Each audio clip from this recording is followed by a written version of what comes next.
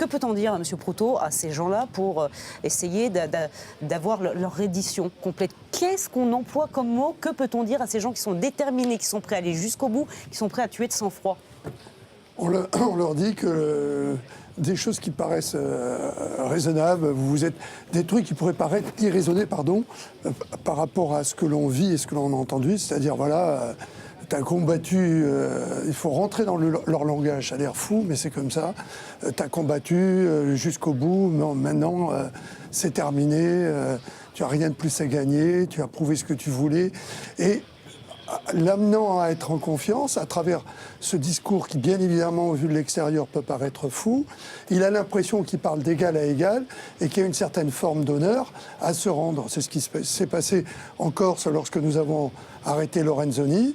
Ils étaient 30 armés à l'intérieur de l'hôtel Fesch, décidés à en découdre, et on a obtenu une reddition comme ça, en disant « vous allez vous rendre, vous avez fait... » ce que vous pensiez devoir faire, mais maintenant, c'est terminé.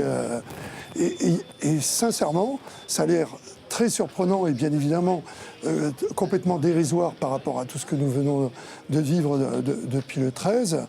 Mais c'est vrai que ça marche, parce qu'il ne faut pas oublier que ces gens croient en quelque chose.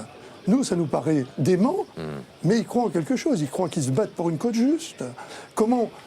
nous, on a su former les meilleurs hommes du monde, mais parce qu'on leur a monté des opérations où, quand je commandais les opérations, quand mes successeurs les ont commandées, ils engageaient leur vie, mais ils avaient de fortes chances de revenir. Là, ils montent des opérations où leur vie est une arme. Moi, je ne sais pas faire.